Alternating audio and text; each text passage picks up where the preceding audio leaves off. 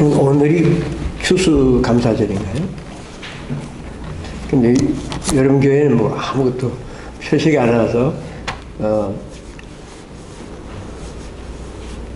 저희들이 구태여 추수감사절과 본문을 연계를 짓는다면은 물론 본문은 추수감사절에 대한 건 아닙니다.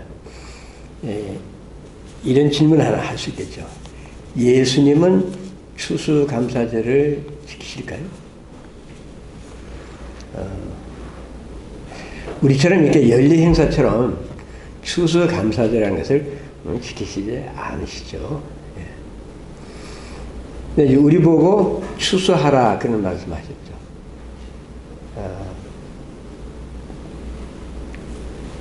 곡식밭이 익었으니까 추수할 것이 많다. 추수해라. 그렇게 그런 소명을 주셨어요. 근데 이제 다른 측면에서 보면은 우리들이 예수님의 추수 대상입니다. 주님은 추수를 하시는데 어떻게 하시냐 그러면 알곡을 거두어 들이십니다. 그래서 우리들이 알곡이 되도록 기다리시고 기르시고 계획하시고 그래서 마침내 추수를 하시는데 오늘 나오는 본문에서 예수님은 혈류증 환자 그 여자를 추수하셨고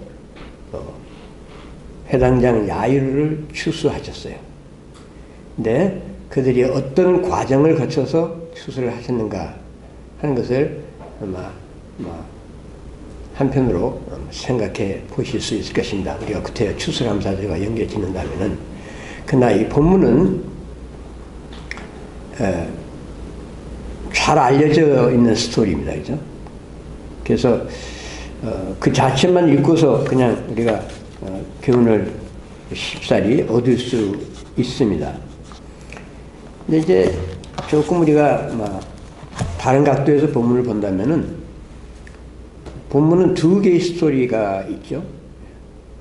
하나는 혈류증 여자의 치유 사건이 있고 그 다음은 회당장 야이로의 딸의 치유 사건이 있습니다. 그래서 두 개의 스토리가 연결되어 있는데 어떻게 보면 별도의 두 가지, 두 종류의 이벤트를 적은 것 같습니다. 별도로. 근데 이것은 사실 한 개의 그 메인 스토리에 다른 스토리가 곁들여져 있는 것입니다.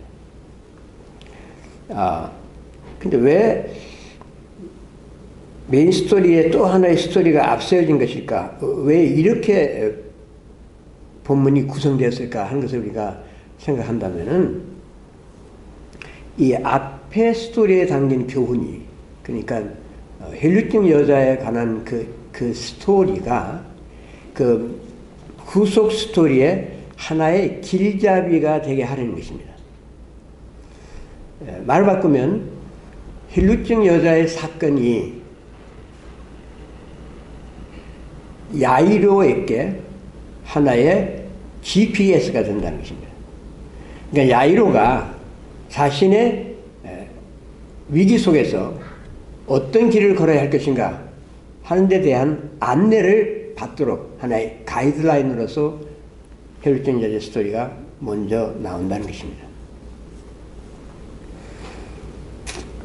이를테면은 예를 든다면 회당장이 딸이 아파서 지금 예수님 모시고 가는데 혈류증 여자가 갑자기 나타났어요.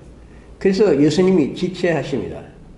그럴 때 굉장히 절박한 상황인데 딸이 죽어가니까 그때 어떻게 해야 하느냐 하는 것에 대한 안내를 받아야 하는데 그것이 혈류증 여자의 사건에서 힌트를 받을 수 있다. 그래서 본문의 중심 교훈은 어떤 것일까? 우리가 이제 본문을 읽을 때 들어 이런 질문을 이렇게 던져가면서 읽지 않습니까? 이것은 단순한 치유의 기적이 아닙니다. 예수님이 가셔서 그냥 병 낫게 하시고 그런 치유 사건을 겪은 것이 아니라는 거죠.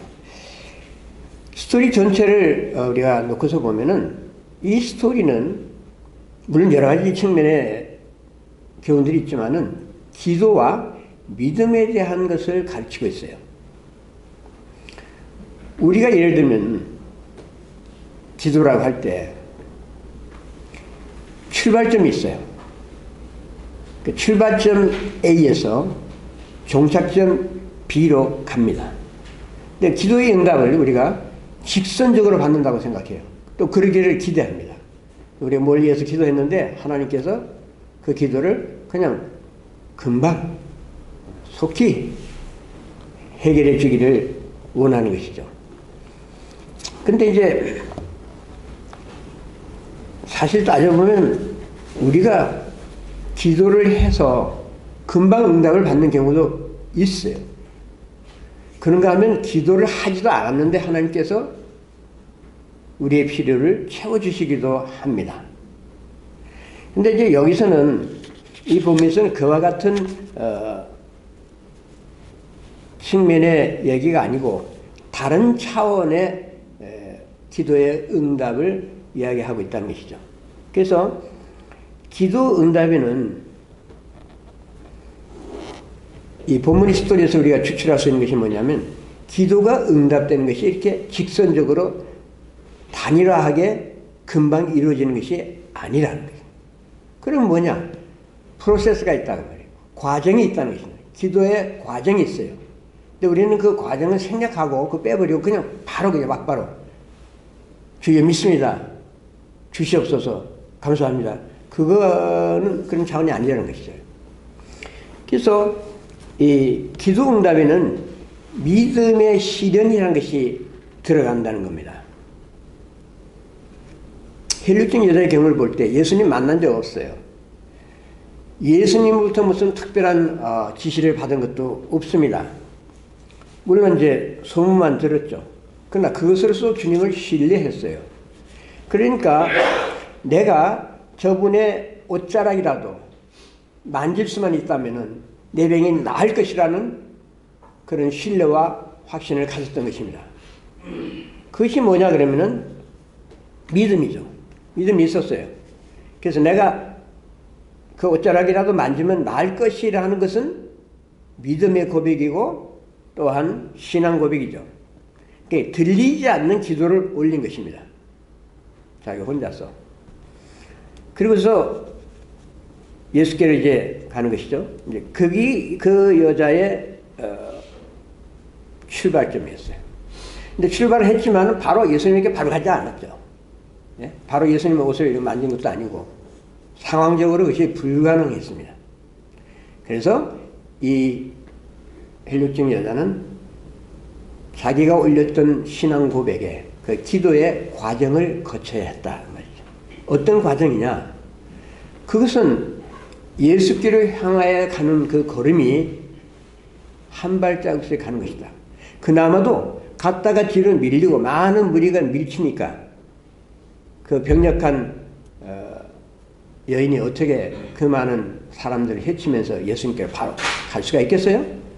그야말로 사력을 다해서 밀리기도 하고 또 자신 조금 나가기도 하고 좌우로 그냥 밀쳐가면서 그 어려움을 겪으면서 예수님을 향해 다가간 것이죠.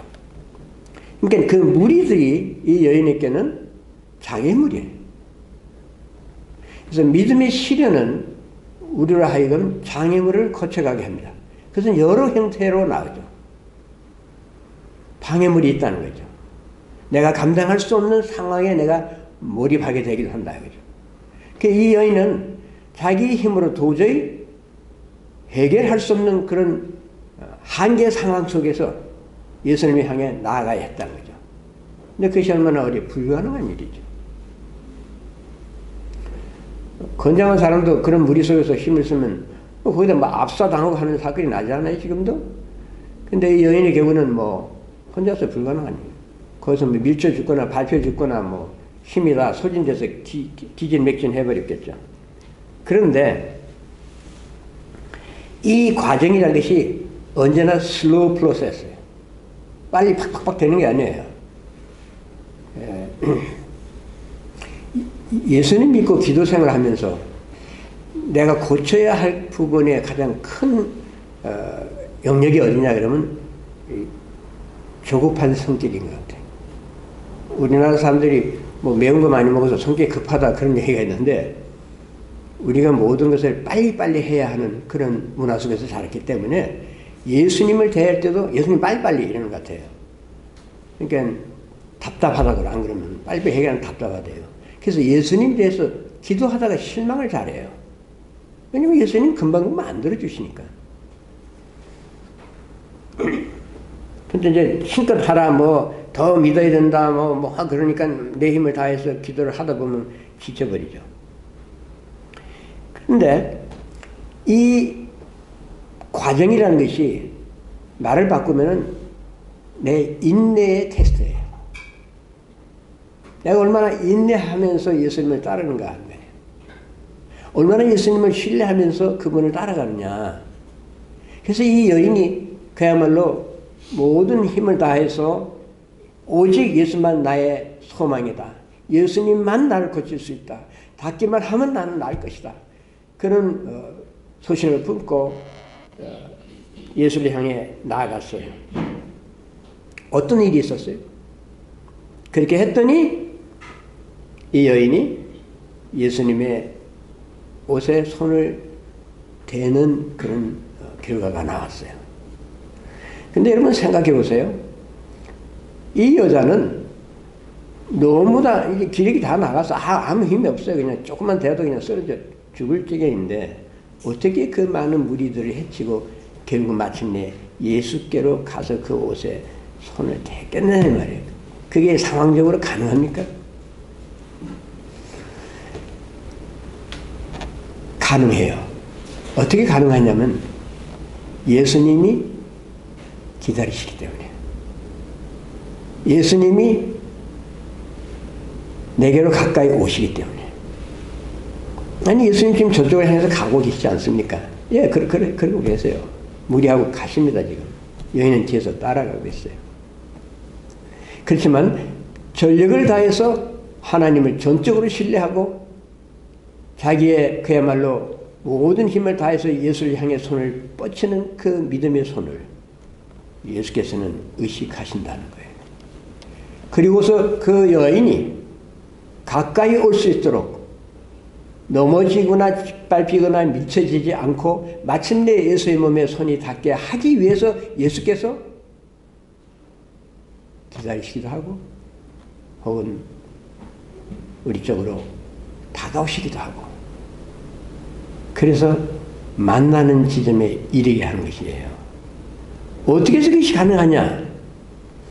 예수님은 이 세상에 오셨죠. 하나님의 아들로서. 세상에 오셨고 오신 목적이 우리를 구원하기 위한 것입니다. 하나님의 약속을 성취하기 위한 것이에요. 무슨 약속입니까? 하나님께서는 상한 갈대를 꺾지 아니하신다. 하나님께서는 언제라도 꺼져가는 등불을 끄지 아니하신다. 등불을 끄지 않고 갈대를 꺾지 아니하신다는 것을 이미 약속하셨어요. 그러므로 예수님께서는 그 같은 하나님의 약속을 여호와의 이름으로 지킨다는 것을 증명하셔야 했던 것입니다. 따라서 예수님은 믿음의 손으로 다가서는 그 여인을 포기할 수 없었어요. 그래서 가시던 길을 멈추셨습니다. 야이로의 딸이 죽어가고 있는 현장이지만 그러나 그것을 무시라도 하시듯이 예수님은 당장 그 여인을 위해서 모든 것을 헌신하는 모습을 보이셨어요. 그것이 예수님의 헌신입니다. 우리가 예수님을 헌신한다고 하지만 사실은 우리가 헌신하기 이전에 예수님이 우리를 위해서 자신을 헌신하셨어요. 예수님의 여호와의 열심이 예수님의 사역을 통해서 우리에게 드러나는 것입니다. 그것은 꺼져가는 등불을 끄지 않으신다는 것이고 상한 갈대를 꺾지 아니하신다는 것입니다. 그래서 이 헬루증 여자는 꺼져가는 등불이었고 상한 갈대였어요. 예수님은 그런 자를 회복시키기 위해서, 그런 자를 치유하기 위해서 세상에 오셔서 자신을 투신하셨다. 그래서 언제나 여호와의 열심으로 병든 자를 고치시고 상한 자를 치유하셨습니다. 근데 헬루증 여인이 이제 예수님의 몸에 닿아서 그 옷에 닿아서 병이 나았을 때 그녀의 기도는 응답되었다고 봐야겠죠. 그러나 그것이 끝이 아니었어요. 예수님은 더 큰 복으로 인도하시기 위해서 최종적인 믿음의 테스트를 하셔야 했던 것입니다. 이것이 과정이에요. 과정은 때로는 여러 겹으로 되어 있어요. 그냥 한 번으로 끝나는 것이 아니에요. 굽이 고개처럼 파도처럼 넘고 또 걸어가고 또 올라가야 하는 겹겹의 절차들이 있어요. 그래서 우리가 보통 때 생각하지 않습니다. 그냥 무조건 주여 하고 주님께서 내 기도를 응답하여 주십시오 하고 애타합니다. 그러나 예수님께서는 병이 나았다는 그 자체로서 우리로서는 다 끝난 거죠. 그래서 예수님은 그렇게 생각하시지 않는다. 헬루증 여자를 거기까지 인도하신 예수님은 너 병이 나았지만은, 너 자신이 그것을 알지만은, 그러나 그것이 다가 아니다. 나에게는 훨씬 더 많은 것이 너를 위해서 준비되어 있다. 훨씬 더 큰 복들이 내 손에 있다. 너에게 주기로 나는 의도되어 있다. 그래서 예수님이 물으셨죠. 내 옷에 손을 댄 자가 누구냐? 그리고 둘러보셨어요. 그 질문은 무리를 향해서 하는 것이 아니고, 예수님 바보 아니시잖아요. 그렇게 밀고 하는데 제자들 말처럼, 누가 다 했다 그러십니까? 수많은 사람이 다 갖고 지금 그러는데. 아니죠. 예수님은 무리에게 질문하신 것이 아니라 헬루증 여자에게 질문하신 거죠. 예수님이 들어보시는 그 시선에 헬루증 여자의 시선이 맞다는 거예요. 그 시선에, 주님의 시선에 부딪혔을 때 그때 어떤 일이 있었어요? 그녀는 더 이상 숨기지 못하고 많은 무리 앞에서 자초지정을 고백했습니다. 자신의 모든 형편을 간증하는 고백을 했다 이 말이죠. 자신의 신앙 고백이에요. 내가 이러이러한 상황 속에 있었는데 예수님이 나를 낫게 하셨습니다. 그 결과 온 것이 뭐죠? 예수님이 무리 앞에서 그녀가 나았다는 사실을 확인해 주셨어요. 공적으로. 그 중요한 일이에요. 왜냐하면 당시에 헬루증 이런 환자들은 회당에도 갈 수 없었고 부정하다고 율법에서 말했기 때문에 그래서 일반 사람들과 접촉할 수 없었던 것입니다. 그래서 이제 이 여자가 나왔으니까 얼마든지 공동체 생활을 할 수가 있다. 사회에서 받아줘야 된다. 그런 의미가 있는 것이죠. 그 다음에 중요한 것은 뭐냐면은 예수님이 이 여인을 향해서 많은 사람 앞에서 축도를 하셨어요. 복을 비셨어요. 딸아, 내 믿음이 너를 구원하였으니 평안할지어다. 병에서 놓여 건강할지어다. 여러분, 어떤 것이 더 큰 복입니까? 아무도 모르게 치유만 받고 그냥 자기 집으로 돌아가고 그것으로 끝나는 것이겠어요? 아니면 예수님으로부터 많은 무리 앞에서 병이 나았다는 것을 확인받고 그리고 너는 앞으로 건강할 것이다. 걱정하지 마라. 안심하라. 평안할지어다라는 축도를 받는 것이겠어요. 하나님께서 무엇을 위해서 우리를 하여금 기도의 과정, 믿음의 시련이 오게 하는 것입니까? 우리는 그런 과정을 겪을 때마다 절망할 수도 있고 짜증이 날 수도 있고 하나님을 원망할 수도 있지만 하나님의 뜻은 우리를 하여금 저 높은 곳을 향하여 더 나은 복을 위하여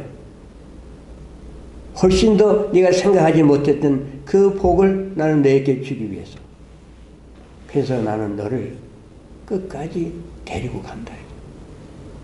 너의 상한 그 갈대를 내가 꺾지 않는다. 그것을 펴주겠다. 너의 꺼져가는 등불을 나는 존중한다. 그것을 더 밝게 빛나게 할 것이다. 그래서 너의 인생에 의미가 있고 예수 믿고 사는 것이 과연 보람된 것이요 옳다는 것을 깨닫게 하겠다. 그래서 나를 진정한 의미에서 감사하는 마음으로 나를 따르라. 이것이 예수께서 우리를 주소하시는 방법이에요. 알곡이 되게 하신 것입니다.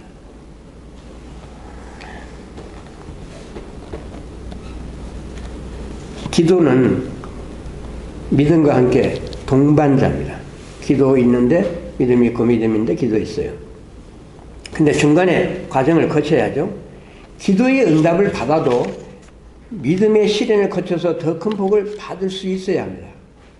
한 번 받고 아 됐다 감사합니다 그게 아니죠. 아니 하나님은 또 우리에게 계곡을 지나게 하시고 시련을 겪게 하시고 어려움 속에 빠지게 하시고 고민하게 하시고 슬퍼하게 하시고 그러나 그 모든 상황 속에서 주님은 여전히 내 곁에 계십니다. 이 원리는 해당장 야이로의 질문에 해당장 야이로의 경우에도 그대로 적용되어야 했습니다. 이제 야이로 이야기로 넘어가겠어요. 야이로는 예수님을 모시고 병든 딸이 누워있는 집으로 가던 중이었어요. 그래서 자기가 예수님께 간절히 구했을 때 어떻게 됐습니까? 기도의 응답을 받았어요. 예수께서 그래 좋다. 내가 너와 함께 기쁘게 가겠다.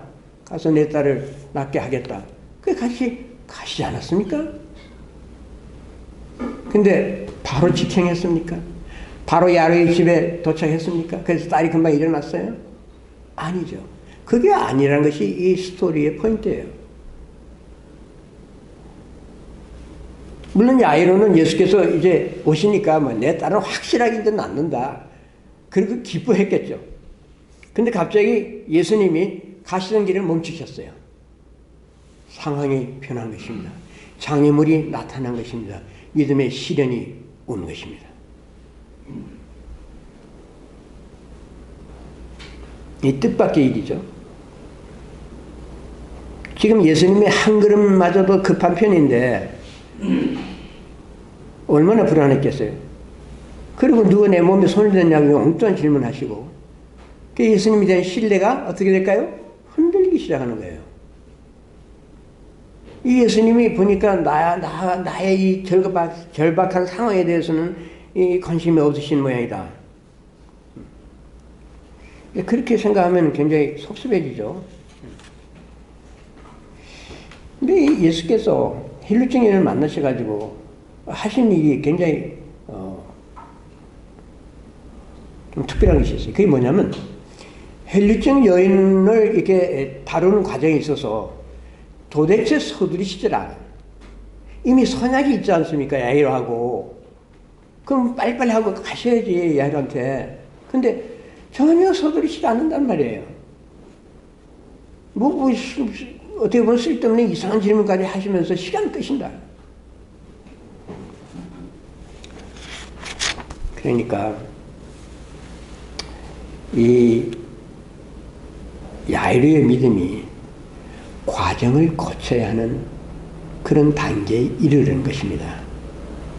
예수님이 지쳤을 때, 예수님의 동행이 그쳐졌을 때, 그때 어떻게 하느냐, 그때.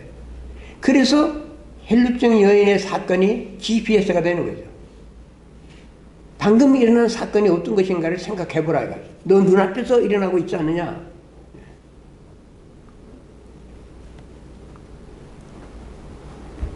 근데 설상가상으로 예수님이 늦추실 뿐만 아니라 아직도 대화 중인데 야이로 이렇게 집에서 비보가 날라왔어요. 아, 딸이 죽었다는 거예요. 아, 이거 어떻게 되는 거죠? 여기에서 우리가 참 믿음 생활하는 것이 굉장히 황당할 때가 있단 말이죠. 어떻게 해야 좋을지 모르는, 그냥 이 머리를 뭐 망치로 얻어맞는 그런 기분이 느낄 때가 있어요. 하나님에 대한 신뢰가 다 꺼지고, 뭘 어떻게 기도해야 되고, 무엇을 어떻게 믿고, 내가 어떻게 해야 할지를 전혀 알 수 없는 그런 상황에 맞닥뜨리게 된다, 이거죠. 갑자기. 그래서, 땅이 꺼지는 것 같죠. 혈육적 여자 때문에 결국 내 딸이 죽게 됐구나. 살아계실 때야 오셔서 안수하시면 딸이 나을 것이 내가 믿었지만, 근데 죽은 내 딸이 이제 끝나지 않았냐. 그러니까 거기 자기 집에서는 그 시종들도 하는 얘기가, 이제 예수님 괴롭히지 마세요. 이제 딸이 죽었습니다. 이제 다 포기하십시오. 그런다 말이죠. 그런데 어떤 일이 생겼습니까? 여기 보면은 예수께서 아직 예수께서 말씀하실 때 회당장의 집에서 사람들이 와서 회당장에게 이르되 당신이 딸이 죽었나이다. 어찌하여 선생을 더 괴롭게 하나이까? 예수께서 그 하는 말을 곁에서 들으시고, 와, 이거 아주 너무나 멋진 말씀이에요. 예수님이요, 곁에서 그 하는 말들 다 들으셨어요. 예수님은 우리의 대화를 엿들으시는 분입니다. 우리의 모든 상황을 다 보고 계시고, 우리의 일거수일투족을 보시고, 우리의 반응을 보시고, 우리의 얼굴빛을 보시고, 우리의 마음의 상태를 보시고, 우리의 하는 말을 엿듣고 계십니다. 관심이 없는 게 아닙니다, 예수님이. 엿들으시고 소문내시는 분이 아니라 엿들으시고 액션을 취하십니다. 격려의 말씀을 하세요.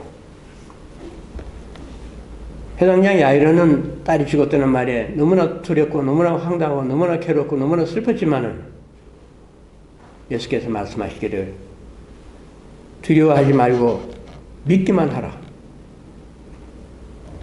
여기서 믿기만 하라는 말은 다른 뜻이 아니고 꾸준히 믿으라는 뜻이에요.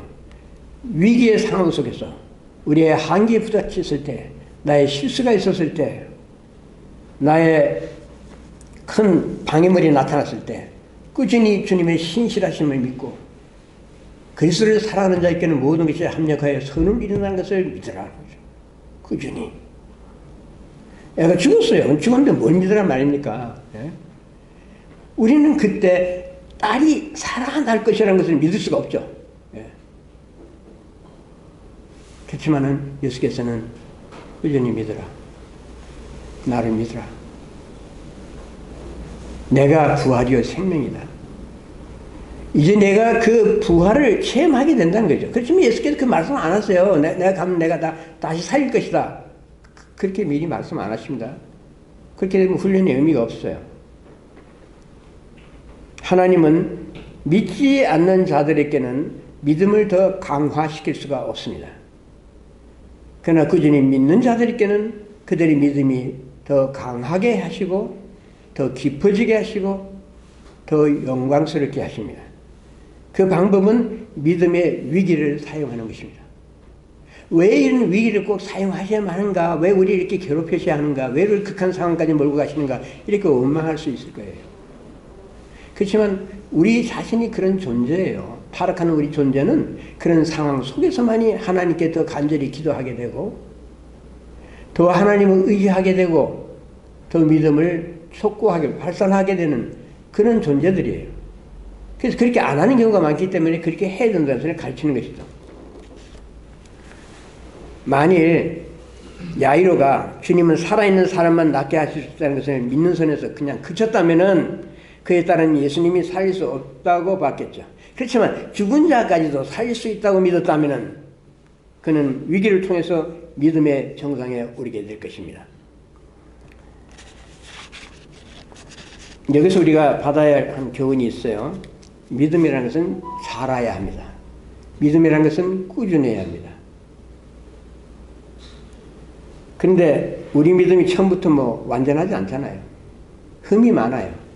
여러 가지 함량이 부족합니다. 그래서 우리는 시련과 위기를 거쳐서, 그런 과정을 거쳐서 온전해지고 알곡으로 추수할 때가 다다르게 합니다. 우리를 온전한 믿음에 이르게 하려는 것이 하나님의 뜻이에요. 그러면은 거듭난 성도라면 믿음의 시련을 다 겪기 마련이, 그런 것이 오면 이상하게 겪을 것이 없는 거예요. 당연히 올 것이 온 것입니다. 그래서 해당된 야이로가 여러 단계 믿음의 시련을 거쳐서 온전한 믿음에 이르렀듯이, 그래야 하나님의 더 큰 축복을 받았듯이 우리들도 마찬가지예요. 우리가 진정으로 거듭난, 그래야 의롭게 된 성도라면은 하나님께서 나의 믿음을 붙잡으시고, 그래서 온전케 하기 위해서 시련의 계곡으로 데려가실 것을 예비해야 됩니다.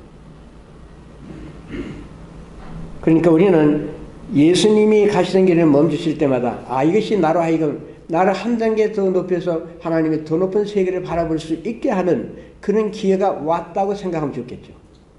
그것이 하나님의 교육 목적과 맞아떨어지는 것입니다. 만일 이렇게 생각했어요. 야이로가 혈류증 여자의 방해를 받지 않고, 그래서 예수님이 자기 집으로 이렇게 바로 가시게 됐다면 어떻게 됐겠어요? 딸이 치유가 됐겠죠. 예. 그것으로서 굉장히 기뻤을 것입니다. 근데 그의 딸이 죽었다는 비유를 받고도 계속해서 주님을 신뢰했을 때 어떤 일이 났어요? 죽은 딸을 살려받는 부활 생명을 체험했던 것입니다. 어떤 것이 더 큰 복입니까? 우리가 원하는 것이 무엇입니까? 그냥 내 딸 그냥 살아나면 그거 다예요? 그냥 병석에서 일어나는 거 다냐 이거죠. 그게 아니라 죽었어요. 죽은 딸이 다시 살아나는 그 부활을 목격하고 그것을 체험하고, 그것이 내 집안에서 일어나고 내 딸에게, 내 핏줄에게 그런 일이 실제로 발생한다는 것이, 이게 보통 복입니까? 보통 축복입니까? 보통 체험이에요, 이것이? 믿음의 길은 여러 차례 위기와 시련을 거쳐서 정상에 이릅니다. 그런데 정상에 이르기까지 계곡이 있고 너무나 어둡고 너무나 괴로워요. 힘들어요. 그렇지만은 일단 정상에 이르면 아래에서 보던 세계와는 비교할 수 없는 하나님의 영광스러운 세계를 바라보게 됩니다. 이것이 예수께서 우리와 동행하시다가 멈추시는 목적이에요. 예수님이 나사로의 소식을, 병든 소식을 듣고 어떻게 하셨어요? 똑바로 가시다가 그냥 그 자리에서 멈추셨어요. 이틀을 더 머물렀습니다. 그럴 필요가 없으신데 그 사이에 어떤 일이 일어나서 나사로 죽어버렸죠. 이 비슷한 상황이죠. 그리고 하신 말씀이, 내가 거기 있지 않은 것을 너희를 위하여 기뻐하노니 이는 너희로 믿게 하려 함이라. 그러니 이제 그에게로 가자고 했어요. 그러니까 마르다와 마리아는 예수님 원망했죠. 빨리 오셨으면 이 오라비가 죽지 않았을 텐데, 예수님 늦게 오셔가지고 소식 다 들으시고도 그것도 안 오셨잖아요. 예? 그러는 거죠. 예수님이 부활이라는 것은 알지 못했죠. 그걸 믿지도 못했고. 그러나 어느 쪽에 더 축복입니까? 죽은 나사로, 그 병든 나사로를 다시 치유받는 것입니까? 아니면 죽은 숨이 끊어진 나사로를 다시 살리시는 부활의 능력을 보는 것이 더 큰 축복이 아닙니까? 그래서 우리가 생각한데, 예수님은 야이로가 지켜보는 중에 혈류증 여인에게 말해, 내 믿음이 너를 구원하였다 그랬어요. 이건 누구 보고 하는 소리야? 물론 혈류증 여인에게 하는 얘기죠. 그러나 야이로 들으라고 하신 말씀이에요. 왜냐하면 이 믿음이 너를 구원했다는 그것을 자기 자신에게 적용해서 예수님을 더욱더 신뢰해야 할 사람은 다름 아닌 야이로 당사자였다 이거예요. 여러분, 하나님께서는 종종 다른 사람에게 말씀을 하시고 우리가 그것을 듣게 하십니다. 그래서 그것이 나에게 교훈이 되고 그렇게 엿드는 말이 나의 가이드가 되게 하신다 이 말이에요. 그러니까 다른 사람에게 가는 메시지가 나를 위한 GPS 역할을 하는 거예요.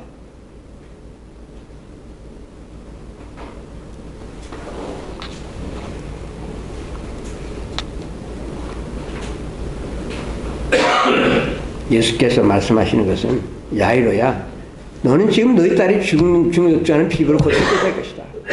그거 듣고 너는 그냥 완전히 무너질 것이다. 심히 두려워할 것이다.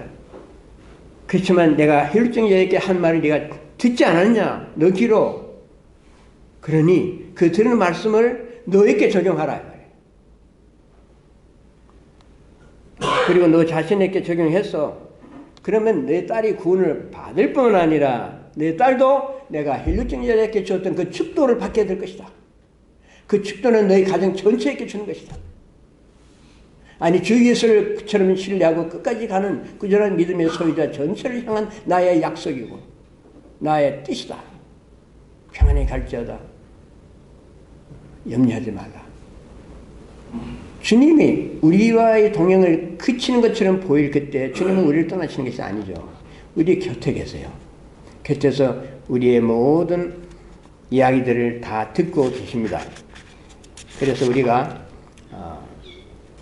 주님을 이게 동행하는 길에서 첫 단계에서 주님이 내 기도를 들어주셨구나, 잘됐다, 그걸로 그치고 그냥 집에 갈 것이 아니라 주님의 축도가 기다리고 있다는 것을 생각하고 그 다음 단계의 비보가 올 때 오히려 기뻐하고 주님을 더 신뢰하고 내가 주님 앞으로 더 나아가고 주님의 뜻을 더 깨닫고 하나님의 저 높은 곳에 경지에 내가 이룰 수 있는 기회가 왔다고 생각하고 그리고 주님이 다른 사람을 섬기느라고 지체되면은 내 딸이 죽어가면 오히려 그렇게 다른 형제와 자매를 위해서 수고하시고 헌신하시는 주님을 찬양하라.